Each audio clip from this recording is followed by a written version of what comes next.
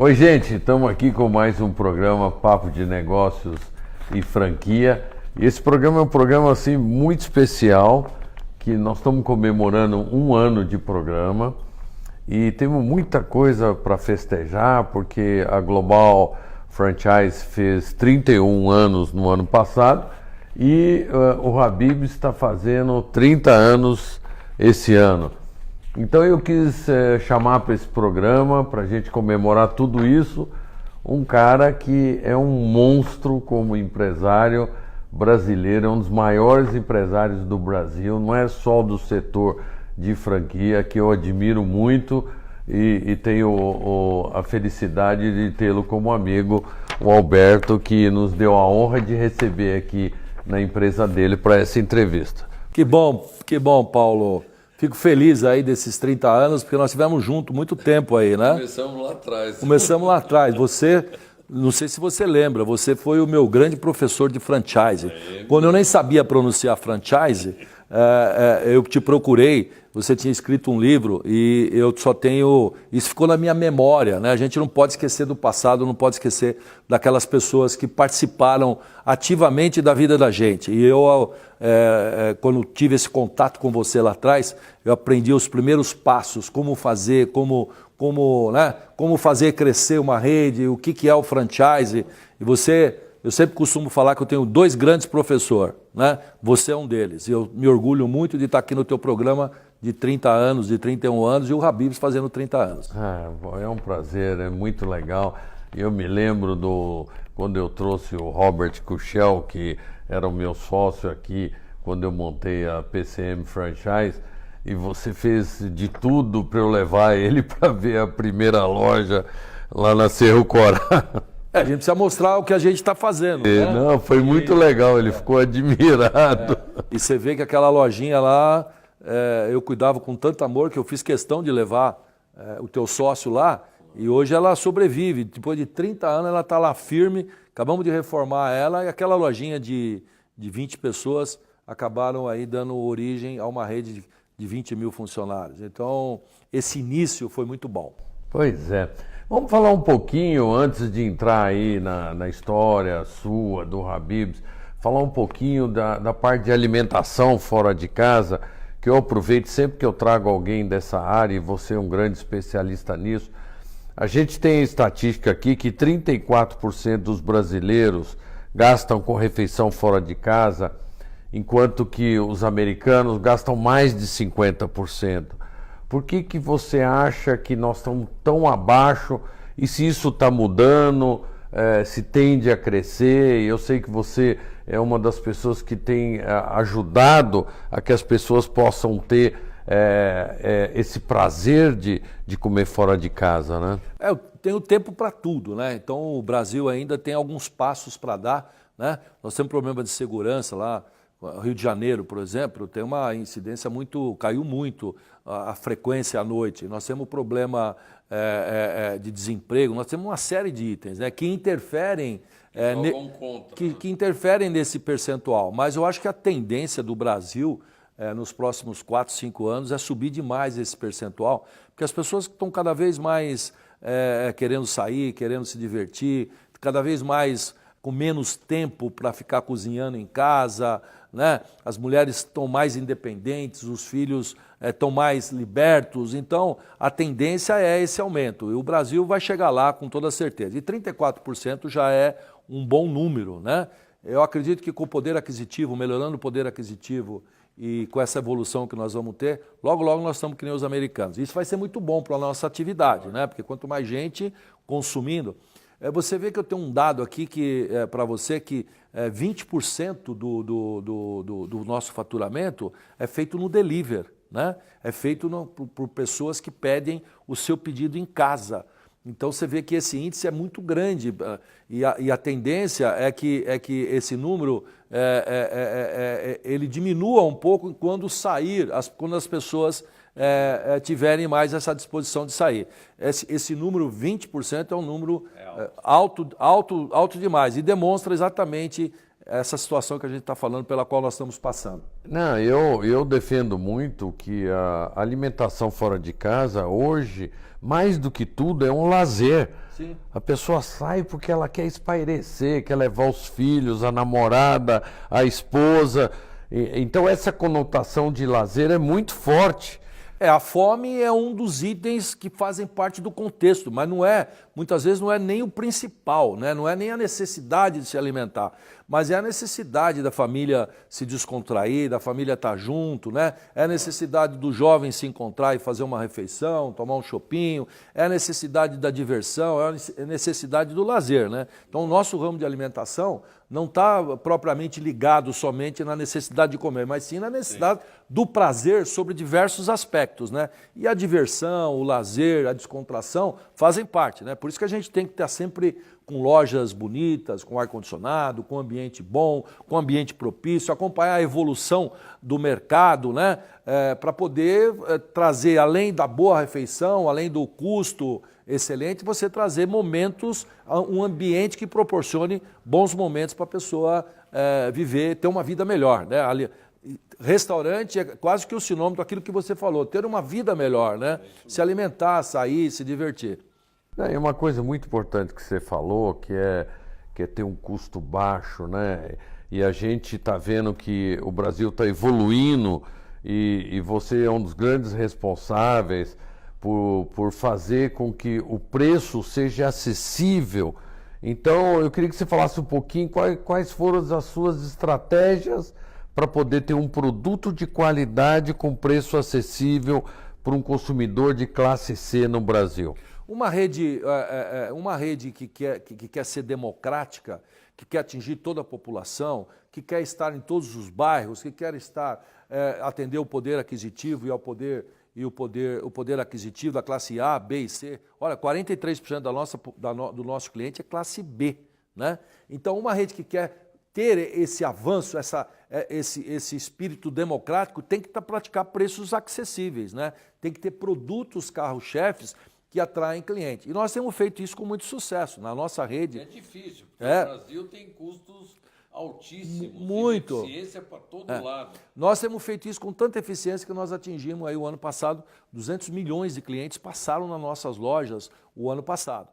Roberto, falando em custo, nós estamos falando de alimentação fora de casa, um dos fatores realmente é custo, com toda essa crise que a gente vem passando, e eu vejo que você sempre lutou para ter um custo baixo, né? Tá no DNA da empresa, né? Mas como é que você consegue isso num país onde a ineficiência é enorme, principalmente do governo, os impostos são altos, os custos são altos, a logística é alta? Como é que você consegue, cara? Esse é o nosso grande desafio, né? Eu desde o princípio, eu verticalizei a empresa.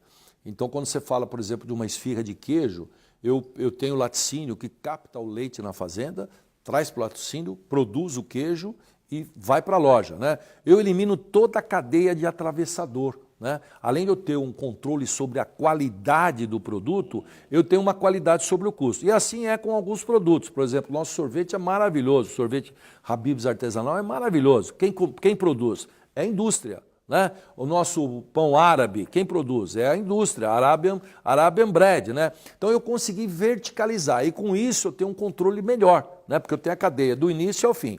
E o segundo item é a economia de escala, né? Os produtos que a gente não produz, que a gente compra, é uma quantidade muito grande. Então, por exemplo, são 400 toneladas de carne que a gente, para fazer as bibisfias de carne, que é o nosso produto carro-chefe, são 400 toneladas por mês, né? Logicamente, o poder de negociação que eu tenho é muito maior do que qualquer um outro, né? Porque isso aí, 400 toneladas, é a produção de grandes frigoríficos, né? Quase a produção total, dependendo do tipo de carne de alguns frigoríficos. Então, essa economia de escala forma um círculo vicioso positivo, né? Eu compro mais, atendo mais cliente consome mais, eu consigo regular os preços e com isso, então, eu fecho a equação. E aquilo que você falou, a ineficiência não pode estar presente, né? Qualquer descuido nessa parte dos controles, na parte de custo, na parte de compras, pode atrapalhar o processo. Então, tem aí um esquema todo voltado para o cuidado desse processo de proteção aos custos, né? E com isso, então, eu consigo levar isso ao cliente e tornar a empresa democrática, né? Facilitar o acesso das pessoas, facilitar o desempregado, facilitar aquele que tá bem trabalhando, né? Porque a empresa é muito democrática, o Habib's é muito democrático. Tem a pizza para a família, tem a esfirra e o quibe para o jovem, tem os pratos árabes para o executivo. Então nós conseguimos dominar todos os setores, né? Nós estamos no centro, entre criança, adulto, família e tudo mais. E isso então facilita esse acesso e faz com que a gente seja uma empresa procurada, seja uma empresa que atende as pessoas. E aí nós estamos crescendo cada vez mais devido a esse processo. Olha, muito interessante, eu estava pensando aqui, você desafiou alguns dogmas das universidades, do mercado. Eu estudei muito, eu fiz engenharia, administração, mestrado, e sempre se falava que a terceirização era melhor do que a verticalização, porque você, quando terceiriza, você passa para um especialista fazer aquilo que não é o seu core business, né? O seu negócio principal. E você desafiou isso, verticalizou de tudo quanto é jeito, até o call center, a empresa de turismo. Como é que você explica que você ganhou qualidade e custo, né? Aprendeu a tornar eficiente na verticalização? Os grandes cases têm essa característica, né? Que é o quê? Sair da normalidade, sair do arroz e feijão, sair da programação do dia a dia, né? Os grandes cases que acontecem, não acontecem por acaso, eles acontecem porque conseguem ter um diferencial, conseguem criar algo novo que conquista o mercado, né? E eu diria que o grande case da minha vida foi isso, foi essa verticalização que possibilitou a viabilização do DNA nosso, que é oferecer excelentes produtos a custo baixo. Lógico que vem outras coisas, né? A empresa evolui, então tem o marketing.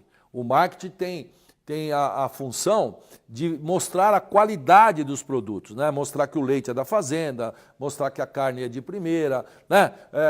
Mostrar que a gente tem bons produtos, se preocupa com a variedade, se preocupa com os produtos saudáveis, de ter produtos saudáveis, né? Tem todo um processo do marketing aí para endossar tudo isso e fazer com que dê certo. Agora estamos aí com uma campanha com o Caio Castro, que é considerado aí o cara mais bonito da televisão brasileira, um ator global, né, que está fazendo um sucesso, né? Ele vem para falar, para comer uma esfirra de queijo e mostrar que o produto veio da fazenda, né? Então isso endossa, né? E aí o cara esquece, o cara valoriza o produto, valoriza a qualidade e consegue entender como é que a gente consegue praticar esses preços mais justos, mais acessíveis e criar esse volume enorme de venda e de produção.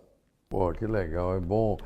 Tá dando uma aula aqui para todos os nossos ouvintes. Estou colocando aqui aquelas coisas que eu aprendi com você, né? Muita coisa foi com você, entendeu? Não? Essas viagens que nós fizemos para a China, viajamos junto para a China, viajamos para os Estados Unidos, você não sabe, mas eu ficava ligado no que você falava e registrava, entendeu? Juntava com as minhas coisas, aí virei um avião, né?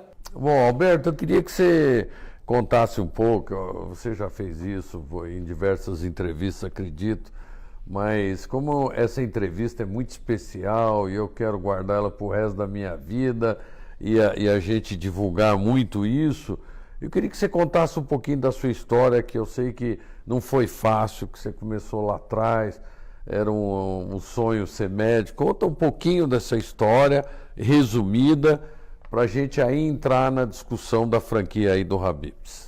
Meus pais eram portugueses, eu nasci em Portugal, eram camponeses, eram pessoas simples, né, que viviam daquilo que produziam, né, produzia o azeite, produzia o queijo de ovelha, né, e eram pessoas muito humildes. E eles tiveram um sonho, então, de vir para o Brasil e dar uma qualidade de vida os filhos, né? Eu nasci em Portugal, vim para cá com 6 meses de idade com eles.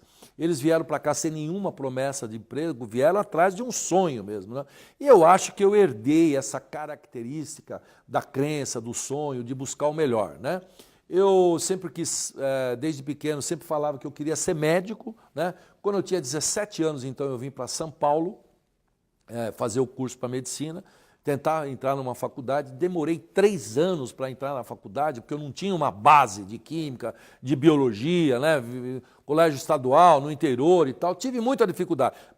Nesse capítulo, eu mostrei primeiro a minha persistência, porque o primeiro ano eu fiz matrícula em 7 faculdades, não consegui, depois matriculei em outras, também não consegui, só fui entrar no 3º ano, né?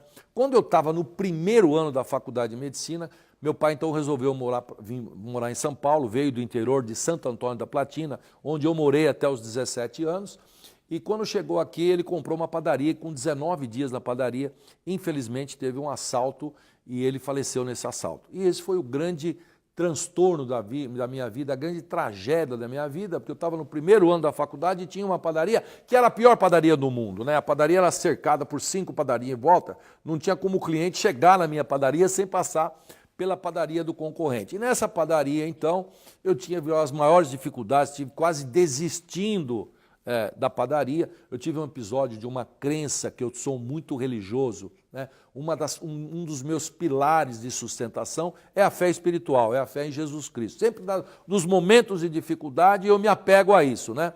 E eu estava para desistir da padaria, peguei um táxi e falei para o cara, contei a história para o taxista e falei, eu vou largar essa padaria. E o taxista falou, não desista, filho, você vai dar certo, né? E era a mesma frase que meu pai falava quando eu estava para entrar na faculdade de medicina. Eu encarei aquilo como uma mensagem de Deus, né? E dali eu peguei uma força redobrada, e essa padaria, que era a pior padaria do mundo, se transformou na melhor padaria depois de um ano, né? Por quê? Porque o preço do pãozinho era tabelado pela Sunab e eu pus o preço mais barato que a tabela da Sunab.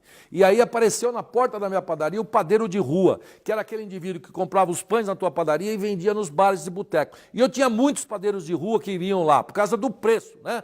E aquela padaria, então, se transformou na melhor padaria, e foi aí que eu aprendi a grande lição do custo, né, de praticar preços baixos. Depois eu conheci um cozinheiro árabe,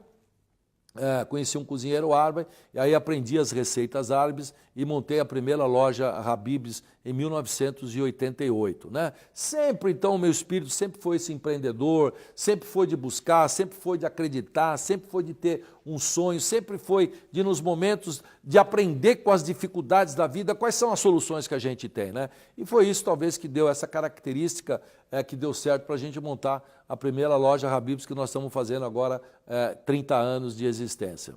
Esse é o resumo do processo, né? É o resumo, um cara que veio do interior, que queria ser médico e que teve uma tragédia na vida, né?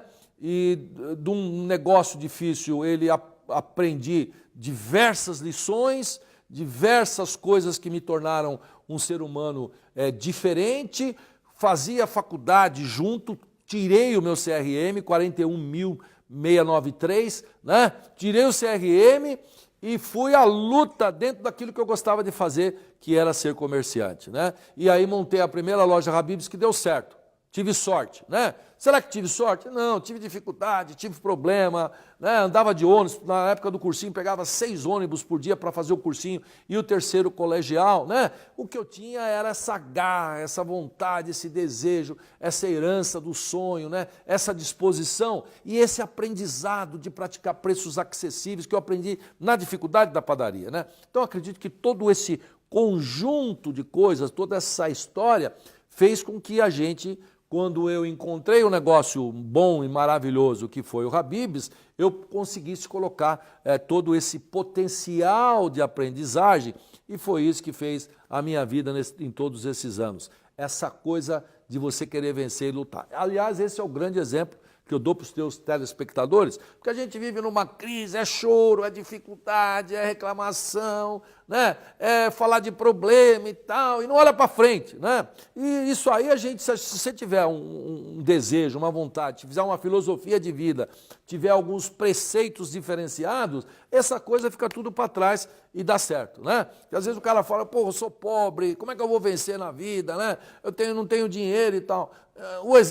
Talvez esse meu exemplo possa servir para essas pessoas e dar um ânimo e fazer com que também aqueles negociantes, aqueles comerciantes que estão lá com dificuldade, com problema, entendam que tudo é possível e que a gente pode vencer na vida e pode vencer até as crises e as grandes dificuldades do país. Pô, fantástico. E eu estou lembrando aqui, quando você começou, você teve sempre essa vontade de aprender o que você não conhecia, foi atrás do franchise, que você viu que a franquia era uma ferramenta que poderia te ajudar muito. Nas suas aulas eu ficava na primeira fila lá ouvindo você falar. Estava lá na primeira fila, lá, já era comerciante e estava lá. Sua irmã e sua esposa. Na primeira fila. Agora, você desde o início, você também inovou no franchising. Eu me lembro que você adotou uma estratégia, como o investimento na loja não era muito barato, e o Brasil é um país que não tem capital, se você vai pegar dinheiro em banco, você já nasce morto, então você criou uma estratégia de criar grupos de investidores, dos quais você sempre fez parte, e aí isso te ajudou a crescer muito e fazer muita gente crescer. Foi a forma que eu encontrei, né, de resolver esse problema da falta de dinheiro. Aliás, as fórmulas não aparecem na tua cabeça, não é assim que você já tem, que você leu em algum lugar, nada disso, né? De acordo com a necessidade, se a pessoa acredita no que está fazendo, as fórmulas vão aparecendo. E essa fórmula apareceu quando eu vi que muitas pessoas me procuravam. Pô, você está com o Habib's aí com fila na porta, lotado, não dá para você me colocar numa próxima loja? Eu falava, quanto você tem? Ah, eu tenho 50 mil reais. Tá bom, então a loja vai custar 500, você vai entrar com 10%. E com isso eu tinha muito relacionamento, porque na faculdade de medicina, para mim fazer o curso de 6 anos, eu tive que trancar 2 vezes a matrícula. Então eu conheci 3 turmas da faculdade, né? Então eu era um cara muito bem relacionado, né? Você vê que as dificuldades traz solução, trouxe relacionamento. E aí essas pessoas queriam fazer negócios comigo. E aí vieram outros comerciantes e tal, e eu encaixava essas pessoas de acordo com o valor que tinha. Então, o início do Habib's eu já estava praticando uma franchise, né? Eu já estava praticando, porque eu estava dando participações, eu estava trazendo pessoas comigo, né, que conseguia ter o capital para criar as primeiras lojas, para crescer mais e para ter um sucesso, né?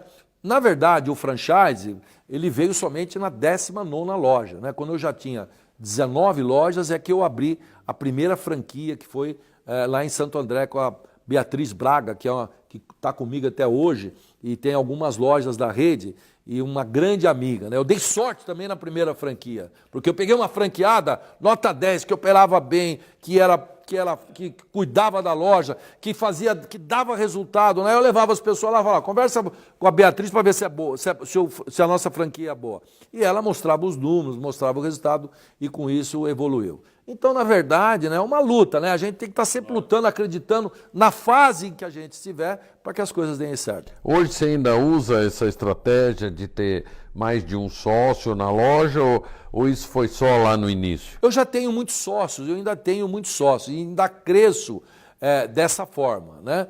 Mas agora a gente está pensando em abrir capital, em profissionalizar a empresa, né?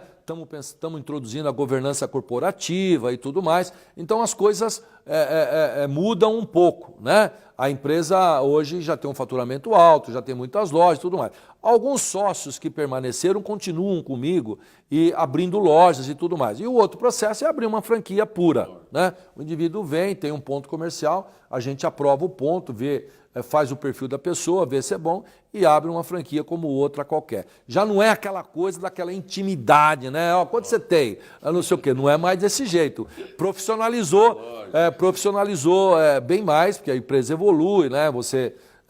Eu ficava nas lojas trabalhando, eu lembro que na Celco lá eu acordava às 4 horas da madrugada para ir fazer a comida, né? Hoje já não acordo às 4 horas, acordo um pouquinho mais tarde e venho para o escritório. Então eu tinha um relacionamento muito grande, né? Teve muitos gerentes que se tornaram sócios, eu sempre conto o caso do Chiquinho, que era um cara que começou, que é um cara que começou de garçom, né? Depois ele foi para administrador e hoje ele tem quase 15, ele tem 15 lojas, vai abrir a 15ª loja dele. Uma pessoa que estava comigo, né? Que aprendeu os conceitos, trabalhador e que fazia a loja dar resultado, né? Dava lucro. Então, essa história desse relacionamento mais íntimo hoje existe só com os franqueados. A empresa se profissionalizou mais e a minha vida hoje, apesar de que eu não deixo de visitar as lojas, eu tenho comigo pelo menos visitar 2 vezes por semana, visitar a loja, mas hoje eu fico aqui mais no escritório, mais na administração, junto com a diretoria, né? São quase 20 mil pessoas que trabalham conosco. Então, o processo de prioridade muda um pouco. Mas eu ainda admiro muito o seu envolvimento. Aliás, essa é uma característica que eu acho que é um dos segredos do sucesso do Habib's, esse seu envolvimento, essa sua paixão.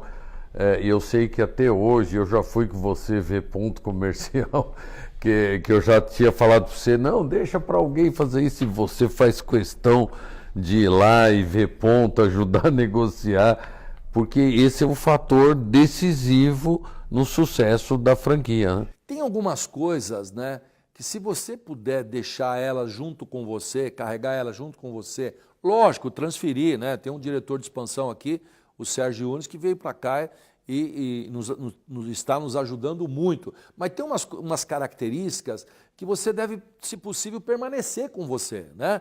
Ponto comercial é uma. Você vai gastar 500 mil numa loja, 1 milhão, 1,5 milhão.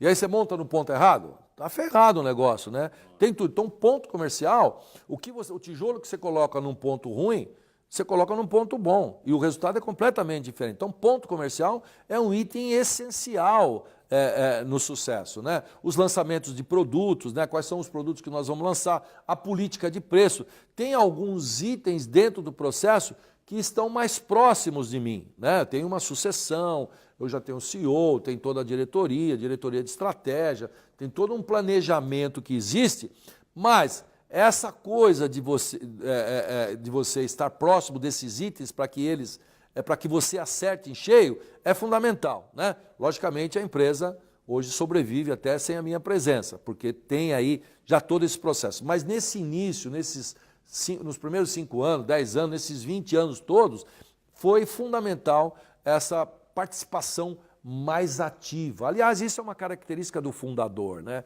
O cara que funda o negócio, ele sempre tem uma força maior, ele sempre tem um conhecimento maior, ele sempre tem uma garra maior, e aquele que consegue imprimir isso para a diretoria, para os seus funcionários, como eu imprimi para esse garçom que se tornou dono de loja, quando você começa a imprimir, a rede tem uma motivação maior, né? Nós comemoramos os 25 anos do Habib's, há 5 anos atrás, eu levei 4.200 pessoas num navio. Eu estava lá. Ah, você estava lá, exatamente, né? 4.200 pessoas que trabalharam comigo, que estavam comigo, que faziam a rede ser responsável num navio que nós ficamos 3, 4 dias, né? Maravilhoso. Então, essas coisas, de você ter essa proximidade maior, sempre faz bem para a empresa. Aliás, pessoal, fiquem de olho porque o Habib's vai abrir capital e eu acho que vai ser uma ótima oportunidade de investimento. Aliás, poucos franqueadores brasileiros têm feito isso. Eu vejo lá fora que, logicamente, o mercado americano é muito mais fácil abrir capital do que no Brasil, mas eu acho isso um passo fantástico que pode, talvez, aí te alçar para outros planos. O futuro é esse, né? Acho que empresa nenhuma avança, né? E conquista, além dos seus sonhos, se não abrir o capital, né? Nós já estamos com o Ragazzo bem adiantado, né? Para abertura de capital. Vai ser separado? Vai ser separado. E o Habib's eu acredito que vai demorar ainda um pouco, talvez aí uns 6 meses, 1 ano para a gente entrar. Mas o Ragazzo nós já estamos iniciando o contato com essas empresas que fazem, que levam a empresa para o mercado, né? E eu acho que esse é o futuro, né? Esse talvez seja o grande sonho. Se eu tenho 100 sócios, eu posso ter 100 mil, né? Então, nós temos toda uma estrutura, nós temos todo um endosso para abrir o capital. Então estou muito esperançoso de que essa primeira abertura do Ragazzo vai ser um sucesso, né? Nós temos origem, temos história, temos produtos bons, temos clientes, milhões de clientes, né? Temos mercado, tem essa coisa da verticalização de fazer os nossos próprios produtos, né? Nós temos toda a estrutura, crescemos, temos uma expansão vigorosa, né? Então estou muito esperançoso de que essa nova fase vai ser também de sucesso e eu espero que eu consiga isso aí junto com a turma aí que está comigo aqui, que esse é o grande desafio para os próximos anos. Eu não tenho a menor dúvida. Aliás, falando em Ragazzo, o Ragazzo eu me lembro quando você tinha o primeiro restaurante de comida italiana que era ali no Campo Belo. Isso. Você me levou lá para ver. Você já tinha ideia ali de criar uma rede, e aí você criou o Ragazzo, mas a grande jogada sua foi o Ragazzo Express. Eu queria que você falasse um pouquinho dessa tacada de mestre num período de crise total. Você cresceu aí, absurdo. Então, aquilo que eu sempre falo, né? Vem a dificuldade, vem o problema, você tem duas saídas. Ou você esmorece, desiste, fica chorando, ou você persiste e cria alguma coisa nova, né? E com essas dificuldades e com essa crise toda que houve no país, a gente encontrou uma forma de montar negócios menores, né? De vez em você gastar aí 1,5 milhão, 2 milhões para ter um Ragazzo de 400 metros de área construída, num terreno de 2.000 metros, de ter drive-thru, de ter playground e tudo mais, a gente criou unidades de negócios melhor, né? Então hoje a gente tem a possibilidade de montar um Ragazzo Express que pode funcionar desde 10 metros quadrados num quiosque até 30 metros, 50 metros, 70 metros, 100 metros. E com isso, então, o investimento que você faz é menor, né? E você consegue fazer o faturamento maior multiplicando as unidades, né? Então essa foi uma forma que nós encontramos. Nós em 15 meses montamos 130 lojas Ragazzo, né? Contando as maiores.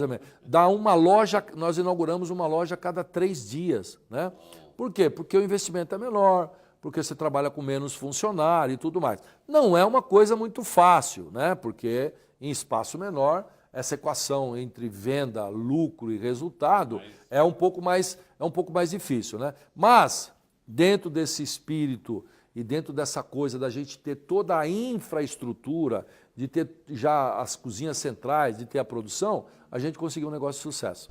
Agora, no Ragazzo Express, você não está franqueando. São todas unidades próprias, né? E qual que é a sua ideia? Dentro desse espírito de abrir capital, as grandes empresas muitas vezes abrem o capital e compram, né? O Burger King, por exemplo, no último ano, acho que comprou 50 e poucas lojas dos seus franqueados. Ele trouxe o faturamento para dentro dessa empresa. Como nós estávamos iniciando o processo, nós já trouxemos o faturamento já direto. Então, o Ragazzo Express não é uma franquia, é uma unidade própria. E o Ragazzo Loja, que é lojas de sucesso, acabamos de abrir uma loja aí no shopping que fatura quase 1 milhão, no Shopping Aricanduva, um Ragazzo, uma loja Ragazzo, né? Que tem loja, tem 400 metros de área, tem 200 lugares, né? Esse nós estamos ainda franqueando. Mas você pretende franquear o Ragazzo Express quando abrir capital? Então, dentro desse espírito de abrir capital, eu posso transformar essa rede em 2.000, 3.000 lojas, né? Então aí o processo de franquia cai muito bem. Vai depender aí do capital, do envolvimento e dos planos futuros, né? A gente teve agora na feira da BF e o que mais foi procurado lá foi o Ragazzo Express, né? E isso então faz com que a gente tenha esse plano. Nós temos aí uma carta na manga que, se for necessário, a gente pode sacá-la, tem esse plano que pode fazer com que dê certo e pode fazer uma expansão muito mais rápida. Então vai depender do plano de expansão. Eu quero atingir quantas lojas, em quanto tempo, né? Se for muitas lojas em pouco tempo, eu tenho a franquia. Se for numa velocidade normal que a própria rede, não há necessidade desse processo. De qualquer maneira, o franchise faz parte da nossa vida, né? Porque o Habib's é franquia, o Ragazzo restaurante é franquia, e a grande força motora é o franchise. Agora, uma das coisas que você fez que é interessante também a gente falar sobre é reduzir o investimento na unidade, até pensando nessa possibilidade de interiorizar a rede, de ter mais unidades. Você conseguiu reduzir os modelos de loja, né? Criar modelos mais compactos com investimento mais baixo no Habib's e, lógico, no Ragazzo Express.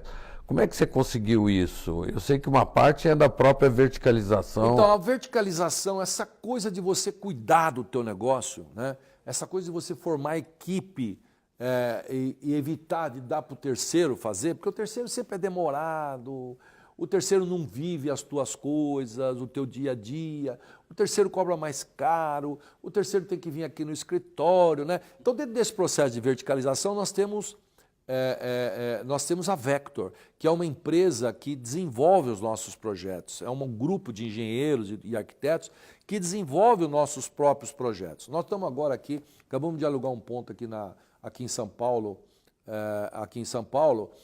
um terreno de 1.600 metros, que nós vamos fazer o primeiro Ragazzo num container, né?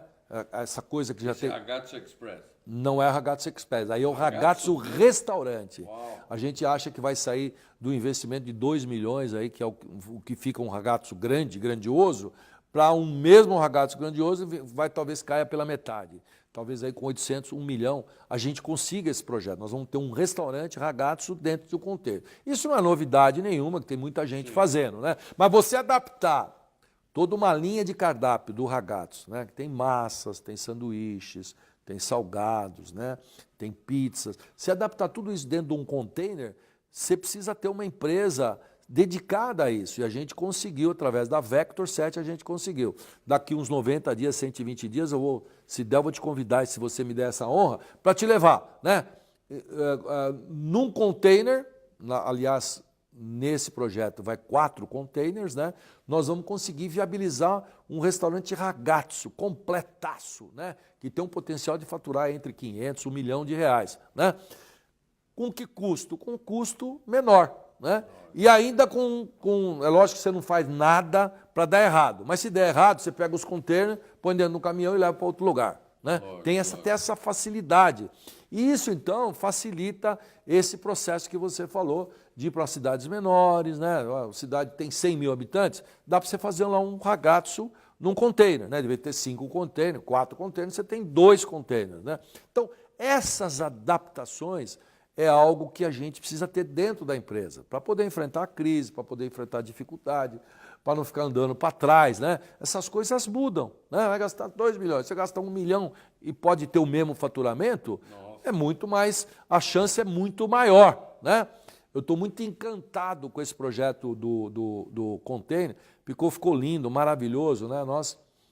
O Ragazzo acaba de ser, toda a marca acaba de ser remodelada pela Feature Brand, né? A Feature Brand é uma empresa de marcas e de remodelação de marca, que é no mundo inteiro. O nosso projeto ganhou o melhor do mundo, a Feature Brand do Brasil ganhou o melhor projeto do mundo, né? E tem o Carlos Rossi também, que é um arquiteto que fez inclusive esse escritório e que está participando junto com a Feature Brand. E esse projeto do container está lindo, está maravilhoso. Eu acho que vai ser mais uma que nós vamos acertar na cabeça da mosca. Vamos ver, né? Sempre negócio tem risco, negócio tem problema, né? Às vezes o franqueado acha que entra e está tudo resolvido. Não, espera um pouquinho. Eu tinha uma turma da IBM lá, uns 15 anos atrás, que eram os maiores executivos da IBM.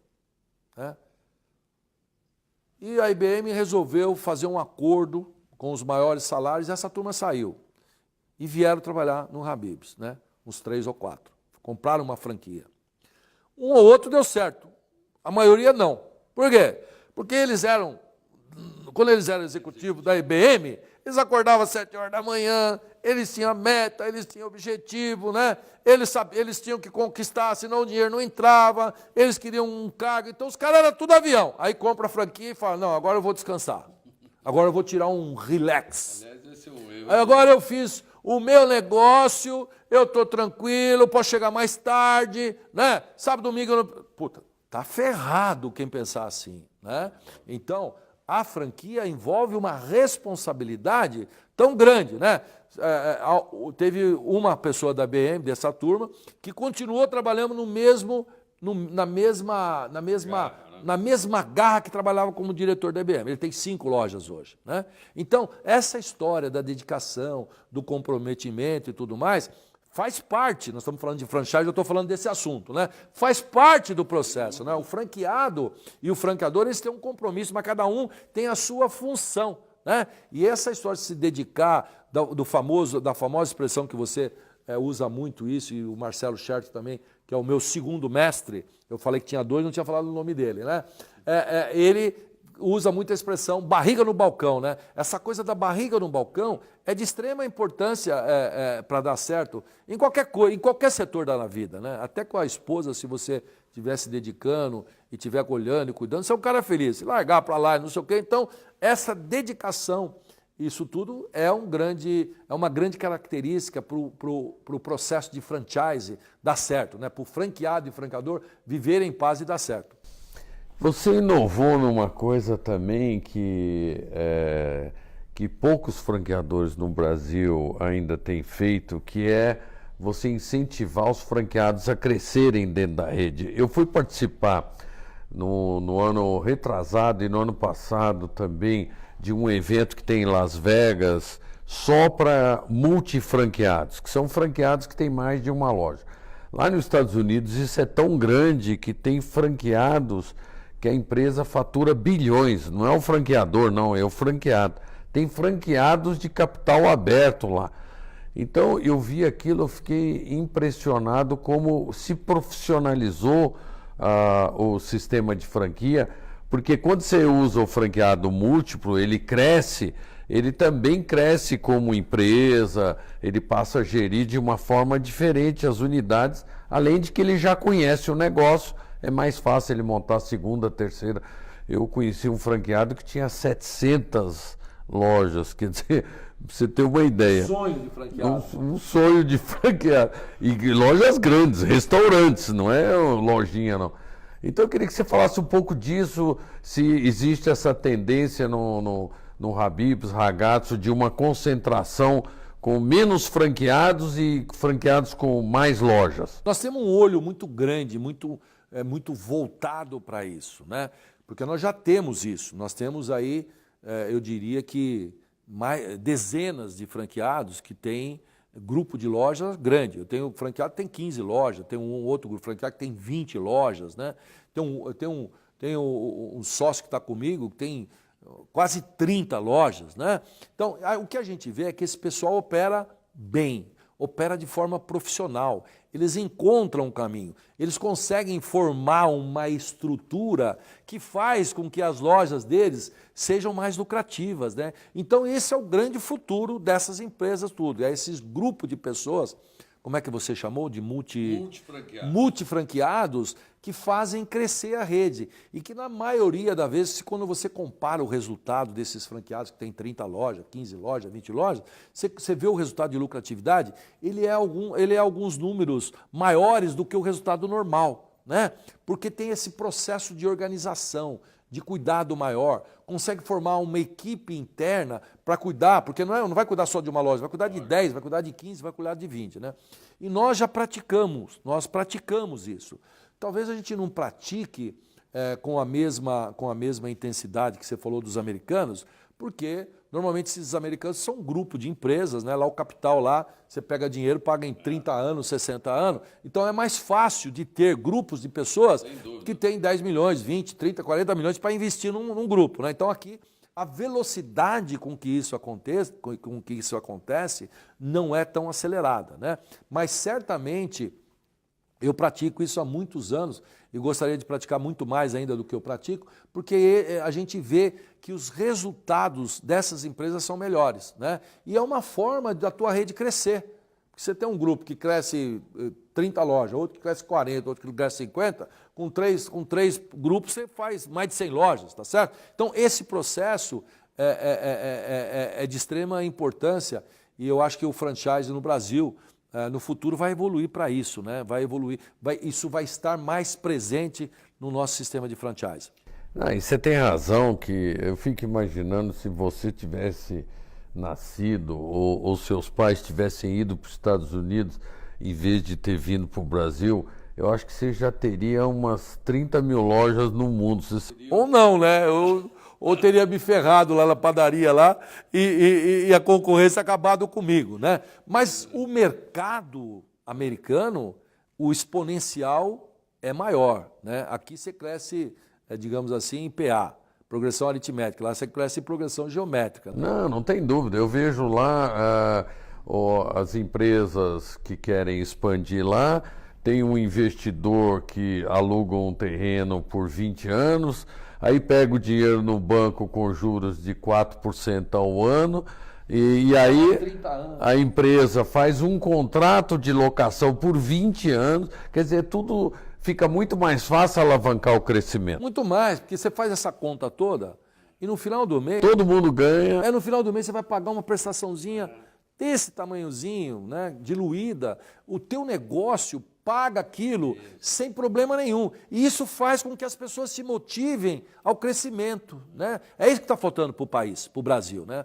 Os nossos governantes não entendem essa equação dos americanos, né? Essa equação de deixar o dinheiro mais barato, de deixar o dinheiro mais prazo, né? Porque isso era o grande fator. Se fala muito em desemprego aqui, né? O grande fator para gerar emprego seria isso, né? Porque qualquer pessoa que tem um espírito empreendedor teria condições de ter acesso a esse dinheiro, de ter uma prestação que pudesse ser paga pelo seu próprio negócio, e é isso que geraria muito mais emprego, né? Se acabar com o desemprego, é assim, abrindo empresas, né? É produtividade, é capital investido da forma correta, é aproveitar esse espírito empreendedor que o brasileiro tem, né?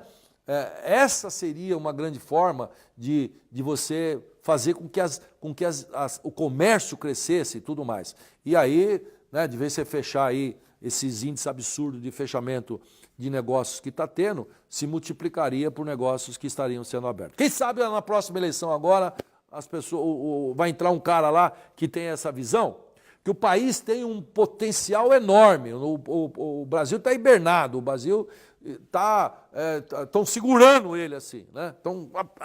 Com todas as coisas que estão acontecendo, ele está querendo crescer, mas estão segurando ele. Quem sabe nessas próximas a gente tem aí um espírito de um país empreendedor, de geração de riqueza, né? De expansão, de menos proteção, mais proteção para as pessoas investirem, né?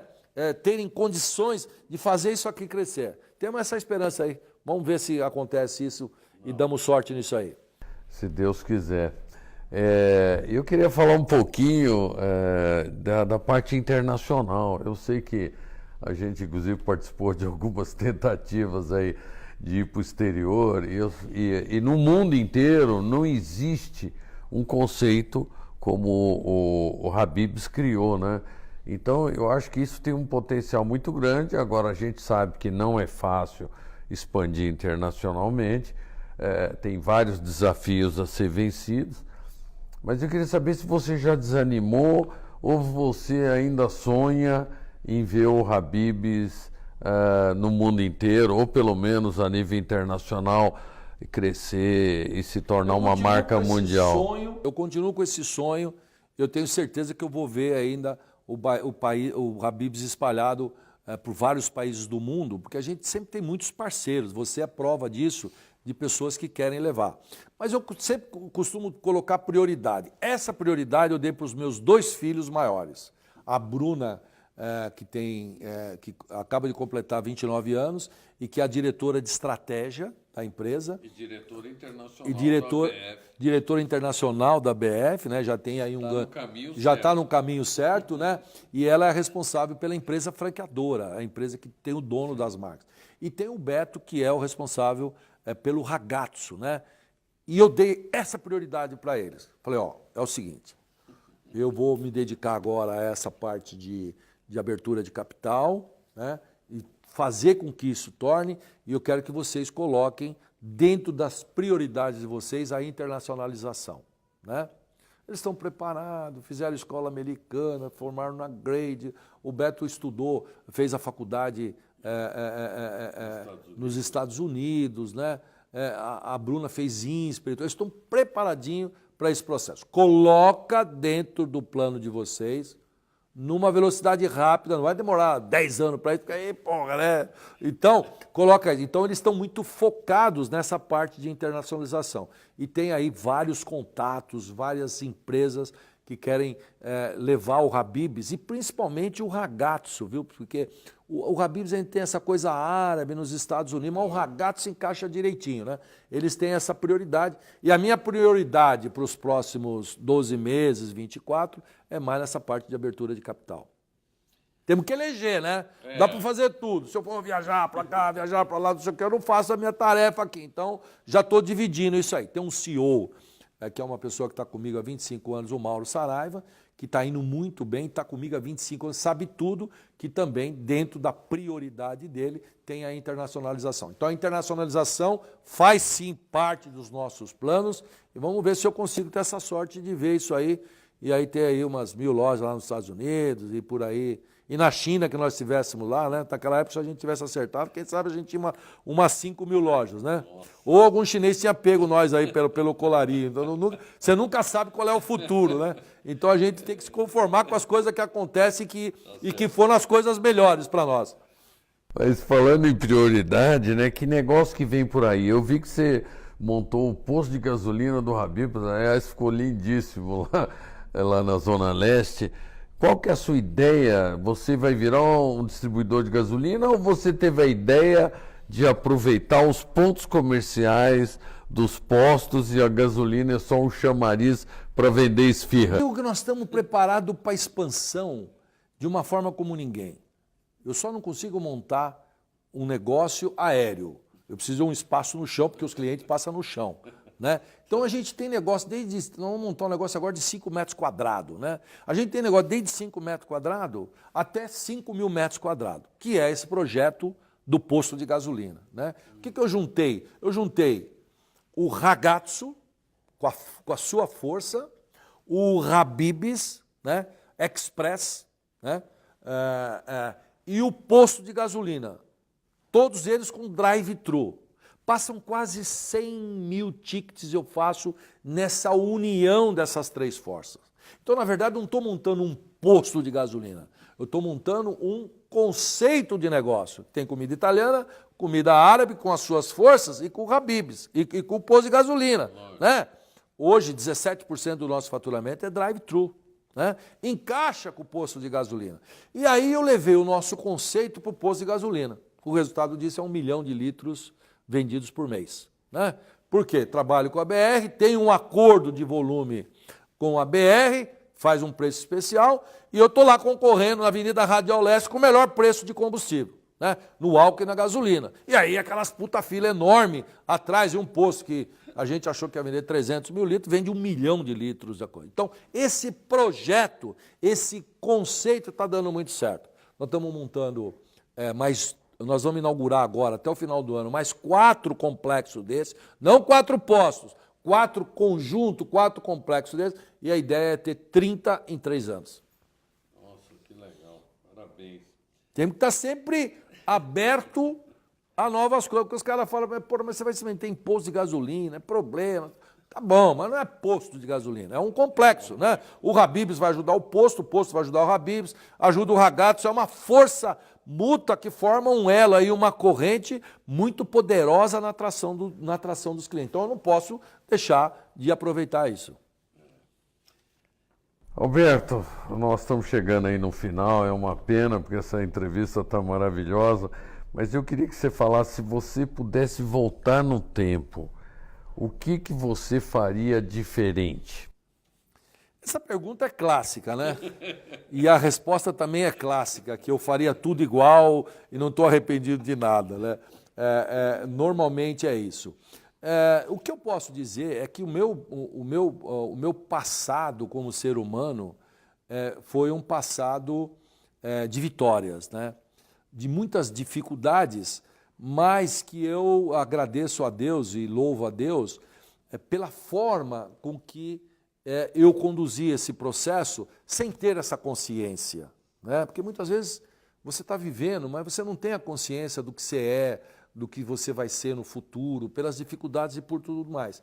E quando você volta para o passado e você analisa as coisas que ocorreram, você vê que teve um início, um meio, né?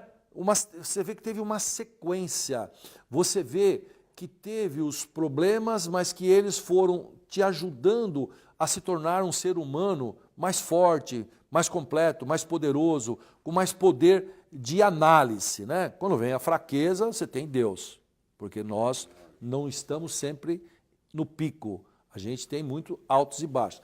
Então, eu diria que a experiência do passado, eu não faria alguma coisa de diferente porque eu errei aquilo. Eu diria que eu tive uma vida, eu diria que eu tenho uma vida e tive um passado dentro da normalidade de uma pessoa que tinha dificuldade, que persistiu, né, que criou alguns conceitos de vida, que os colocou em prática. Criar conceito é fácil, colocar em prática é difícil, e que eu tive uma trajetória que eu fico muito feliz por ter tido ela como foi, né? Eu criei 20 mil empregos, hoje você pode colocar aí 4 pessoas por emprego ou por pessoa que está trabalhando conosco. São quase 100 mil pessoas, eu tive uma responsabilidade social, né? Eu fiz a minha tarefa de alimentar, né? Porque eu me formei médico. Então, o que é mais digno? Servir as pessoas curando-as ou servir as pessoas alimentando-as? Eu tive a oportunidade de fazer a segunda função, né? Então eu alimento, são 200 milhões de pessoas, então eu alimento as pessoas, levo o melhor alimento possível, né? Eu cuido pessoalmente. Agora nós acabamos de lançar um cardápio aí que tem produtos maravilhosos, desenvolvidos, com a preocupação da qualidade, com a preocupação da origem, né? Com a preocupação da saúde, né? Então eu tenho uma empresa democrática que atende gente num preço que tem condições de chegar a toda a classe social, né? A classe A B, a C, de chegar a todo tipo de público, a criança, ao jovem, a pessoa de idade, a família, tudo mais. Então, acho que a minha função é tão importante como ter criado o Habib's e o Ragazzo, foi essa função social, né? Eu tenho 65 anos e acredito que eu estou em paz comigo mesmo, porque além de ter criado bons negócios, eu gerei empregos, gero riqueza para o país, gero impostos, né? Gero alimentos saudáveis para a população. Então, estou muito feliz e eu diria que eu então responderia a mesma resposta clássica. Eu não mudaria nada daquilo que eu fiz, né? Porque estou muito feliz com tudo aquilo que aconteceu comigo. Bom, gente, eu só tenho que agradecer muito aí a entrevista, te parabenizar e obrigado por você existir e ser esse exemplo de empresário aqui no Brasil, que a gente precisa tanto de exemplos de empresários de sucesso, não só para o setor de franquia, mas para o setor empresarial como um todo.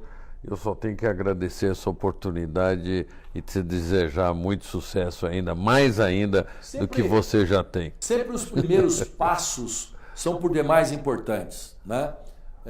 O sucesso na primeira loja Habib's fez com que eu criasse todas as outras, se ela não fosse bem, né? Então eu sempre falo que a origem da gente e os aprendizados iniciais, eles são de extrema importância, né? E eu quero aqui aproveitar perante as pessoas que estão ouvindo e assistindo, que eu tive uns primeiros passos de franchise, foi com você, né? Foi eu lembro bem que você tinha escritório, eu estou lembrando até onde perto da Faria Lima ali, eu subi lá. Cidade Jardim ali. Foi a primeira vez que eu te vi lá e você me deu um livro autografado e tudo mais. Então eu acho que esses primeiros passos, eles foram importantes, né?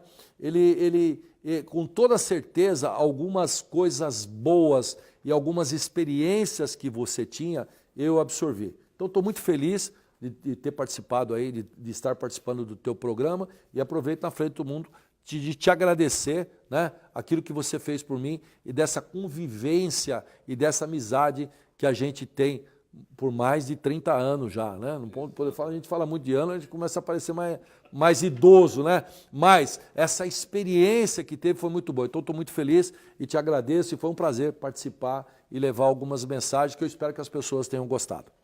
Valeu, gente. Até o nosso próximo Papo de Negócio e Franquia.